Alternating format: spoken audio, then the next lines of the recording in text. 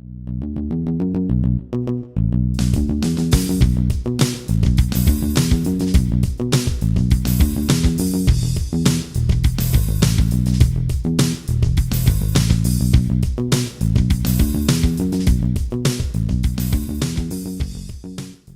our last video, we talked about how important ideas were to innovative thinking and creative problem solving, and how innovation was fueled by ideas. No new ideas, no innovation. But all ideas are not created equal, and some are obviously much better than others. So Keith, what makes a good idea good? It might seem obvious, right? I mean, we all know, I think we recognize that if we're going to be innovators in our work or in our lives, we're going to have good ideas. And again, it might seem obvious what makes a good idea good, right? A good idea is good, but sometimes it might not be all that obvious. So one of my favorite examples of this is the Amazon Kindle. We all tend to think of innovation in terms of technology, I think, today, right? Yeah. Our smartphones, driverless cars, all the cool tech things. But just because something uses the latest technology doesn't necessarily mean it's a good idea.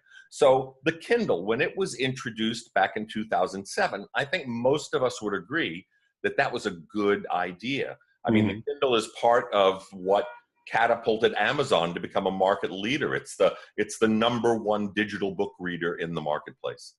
But what you might not remember or might not even know is that all the way back in 1991, Sony introduced a digital book reader. And if it wasn't the first, it was certainly among the first. It was called the Bookman. Yes. Yeah, the Bookman. It used all the latest. Remember that? Yeah. It used the latest technology. And you know what? It was a total bomb.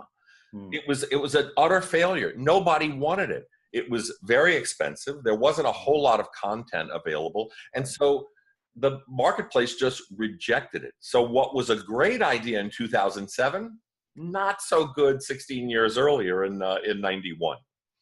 So, the history of business is filled with these kinds of stories, right? You think of New Coke and Crystal Pepsi and all of these products, but neither one of those products, by the way, lasted a year for those who remember them. There were all these new and improved and better products that failed in the marketplace. Not good ideas. Yeah, but it's interesting. You can see in the boardrooms or in the meeting rooms where they came up with these ideas. People thought, wow, that's a really great idea. What a brilliant idea. Let's do it.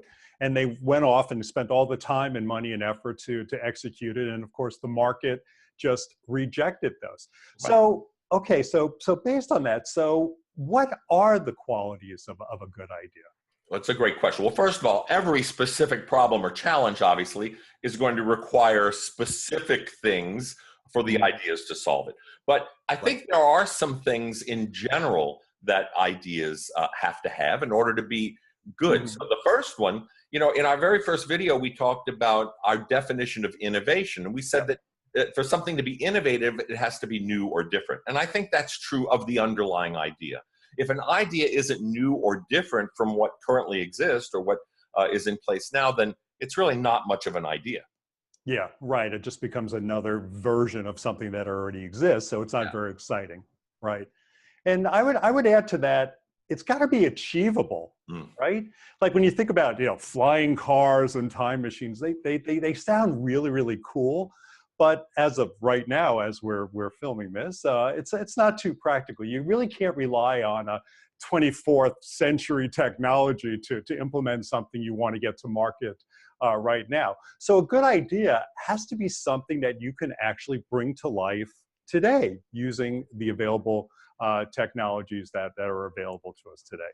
Absolutely. Another thing we talk about is an acceptable cost benefit. Sounds kind of technical, but what we really mean by that is if the idea costs someone more than the value or benefit that it delivers to them, then they're not going to want it. And of course, certainly we mean the monetary cost, the financial cost, but not just that. Also, how complicated is it? How much time is it going to take? If you don't get more from it than it takes from you, it's probably not a very good idea. Right. Great point. Great point.